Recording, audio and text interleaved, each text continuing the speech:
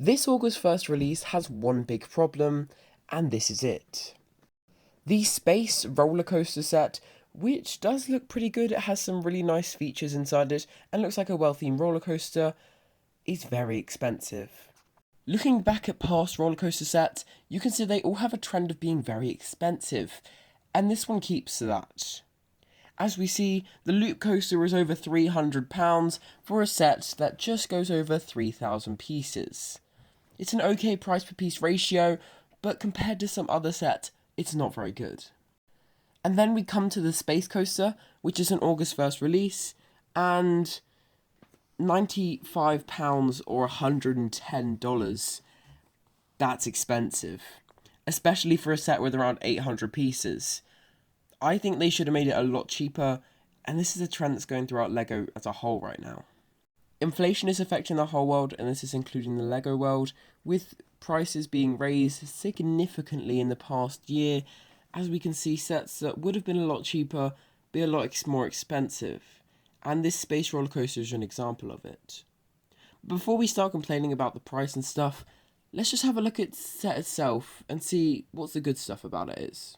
Of course, it's another roller coaster set, which is very exciting. It looks really nice. It's a figure of 8 layout with some double ups and double downs. It's got a nice colour scheme with it being like a dark blue. I think that looks quite nice.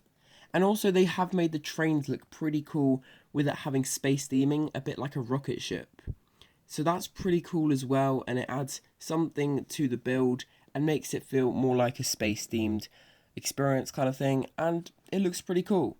As well as that, you also have lots of different things around the outside as well, and inside the figure of 8, you've got some little theming pieces and other things that you build other than the roller coaster.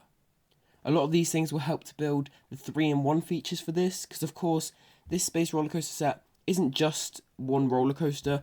You can also make a drop tower and things like that, which is also what you got with the Pirate Coaster a few years back that's now retired.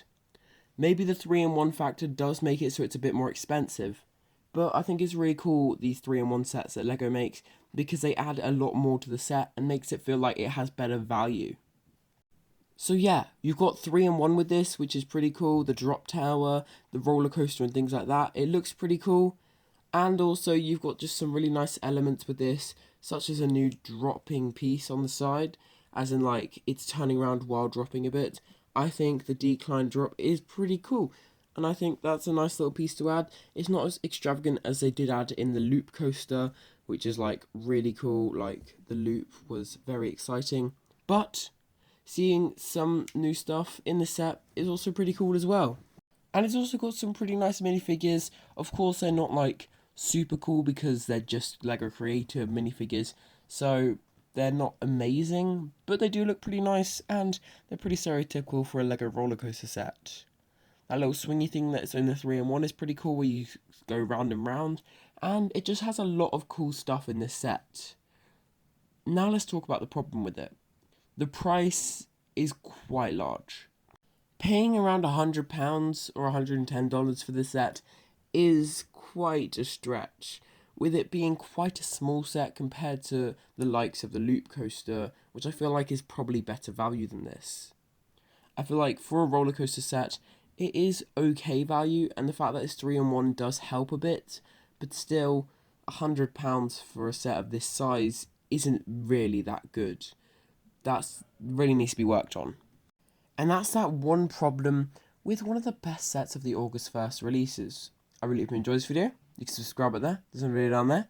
I really hope you enjoyed. See you all next time.